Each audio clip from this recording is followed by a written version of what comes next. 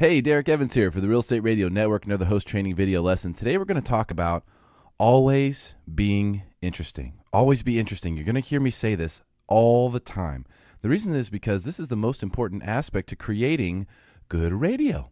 It's got to be interesting, which means that you have to have passion around it. Here's your first barometer.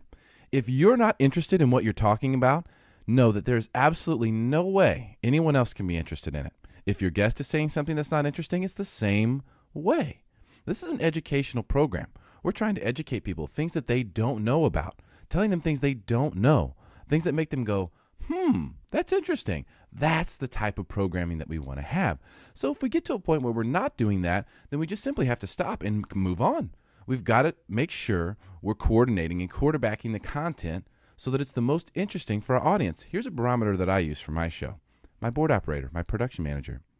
If she is looking at me while I'm doing the show and I'm able to capture her and keep her interested in what I'm saying, even though I know she has a few other things she needs to be doing, then I know that it's interesting content. I know it's interesting. If I lose her and she's not, and she starts looking around at other stuff, then I know that I've just lost her. That it's not as interesting anymore. So you've got to have a barometer. And the first one is yourself, and the second one can be your production manager, your board operator.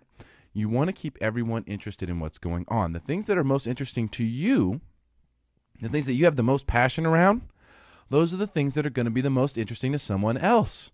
It doesn't matter what you're talking about.